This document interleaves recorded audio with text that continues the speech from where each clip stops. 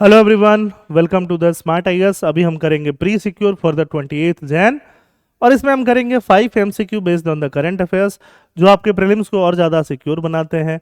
Topics क्या क्या है? Blue Ghost and Resilience, Guillain Barre syndrome, whip system, Indus water treaty and Quad. ये 5 topic हम करने वाले हैं। Blue Ghost and Resilience term किससे रिलेटेड है? ऐसे ही आपसे क्वेश्चन पूछा जाता है प्रीलिम्स में। ब्लू घोस्ट, तो ब्लू घोस्ट रिलेटेड है लूनार लैंडर से। लूनार मतलब चंद्रमा पे लैंड करने से रिलेटेड है। इन ए 2-for-1 moon shoot, SpaceX launched a pair of lunar lander for US and Japanese enterprise looking to establish operation on Earth dusty companion। अर्थ का dusty companion कौन है? मून है, लूनार जिसको बोलते हैं। वहां पे SpaceX ने लॉन्च किया है जिसमें Firefly Blue Ghost named after a type of firefly found in the south eastern United State is expected to arrive on the moon first.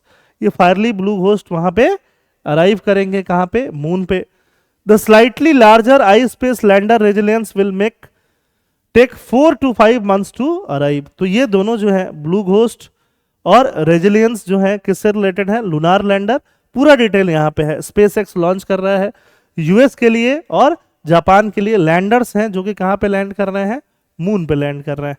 ठीक है, 2 lunar landers, ये जरूरी है। Resilience by Tokyo based ispace and blue ghost by Texas based Firefly rocketed away in the middle in the night from NASA Kennedy Space Center aiming for the moon.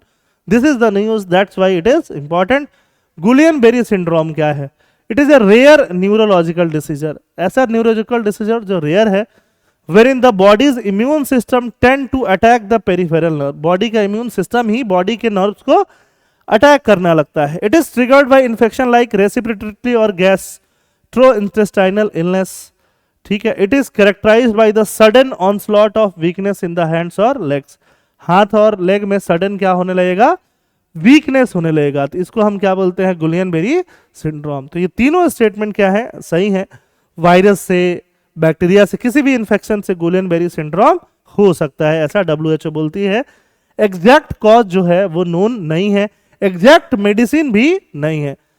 Pune reports over 50 suspected case of Guillain Barre syndrome. Doctors explain why cerebrospinal fluid examination is done. Cerebrospinal fluid का examination किया जाता है कि ये damage है कि नहीं है। किसके लिए? गुलियन बेरी सिंड्रोम को टेस्ट करने के लिए। वीकनेस क्या होगा? As a consequence of damage to the myelin silk the brain is unable to transmit electrical signal to the muscles properly. तो मसल्स को इलेक्ट्रिकल सिग्नल नहीं जा रहा है तो मसल क्या हो जाएंगे? वीक। चेंज सेंसेशन में होने लगेगा। ठीक है, ये सारा चीज होने लगता है गुलियन बेरी सिंड्रोम में। नॉर्मल आपका माइलिन शीथ ऐसे होता है, नर्वस सिस्टम, ये डैमेज नर्वस सिस्टम ऐसे हो जाता है। क्वेश्चन नंबर 3, विप के बारे में मैंने कल DCA में बहुत डिटेल में कवर किया था। तो विप क्या है पार्लियामेंट्री सिस्टम के लिए? हर पॉलिटिकल पार्टी एक पर्सन रखती है अपने पॉलिटिकल पार्टी के मेंबर को, जो इंस्ट्रक्शन देना चाहती है कि आप आज आओ, पार्लियामेंट में आना कंपलसरी है, इस वोट देना कंपलसरी है, कैसे वोट करना है, ये सारा मैटर जो है बताने को क्या बोलते हैं? विप बोलते हैं। The position of whip is explicitly mentioned in the constitution. Whip कहीं मेंशन नहीं है, ना कॉन्स्टिट्यूशन में, ना लोकसभा, राज्यसभा, पार्लियामेंट के रूल्स ऑफ प्रोसीजर में। Violation of whip by a member of a political party can है लीड टू डिस्क्वालिफिकेशन। सही बात है, आगे गलत है। ऐसा बहुत बार प्रीलिम्स में टैक्टिक्स यूज किया जाता है। फर्स्ट पार्ट पढ़ के आप सही बोल दो बट सेकंड पार्ट गलत है। Under the 9th schedule of constitution, कौन सा शेड्यूल होगा? 10th शेड्यूल होगा। A whip can not be issued to MLA MP to vote in a particular fashion during presidential election. सही बात है, प्रेसिडेंशियल इलेक्शन के टाइम पे कोई भी पार्टी अपने MP को या MLA को बोल नहीं सकती है कि तुम इनको वोट दो या उनको वोट दो, मतलब विप इशू नहीं कर सकती है। Third statement is correct, second is wrong, first is correct. तो आंसर क्या हो जाएगा आपका? First is correct, third is also correct. First is sorry wrong क्योंकि एक्सप्लिसिटली मेंशन नहीं है। करेक्ट क्या हो जाएगा? सिर्फ 3। थर्ड का आंसर क्या हो जाएगा? C हो जाएगा। ठीक है, आगे चलते हैं। न्यूज में क्यों है विप के बारे में मैंने डिटेल में आपको बताया। Hunting fields of England to parliament origin of whip system. ठीक है, whip system was in news. Decode politics, what is the whip system, ये कल ही हमने डिटेल में कवर किया। इंडस वाटर सिस्टम ट्रीटी के बारे में आपको पता होना चाहिए। Indus water treaty, Indus river जो है उस वो सिस्टम, इंडस रिवर, उसके अलावा झेलम, चिनाब, रवि, ब्यास, सतलज, ये सारे रिवर का जो वाटर है, इसका वाटर शेयरिंग जो है इंडिया और पाकिस्तान के बीच में होना, वो क्या था, इंडस वाटर ट्रीटी 1960 में हुआ था, इंडिया पाकिस्तान में। वर्ल्ड बैंक ने ब्रोकर किया था, ठीक है। तो इससे रिलेटेड ये क्वेश्चन है। Treaty was brokered by United Nation, गलत है, वर्ल्ड बैंक ने किया था। Under the treaty Pakistan was given control over the western rivers Indus, Jhelum and Chenab. India retain control over eastern rivers Ravi, Beas, Sutlej. सही है।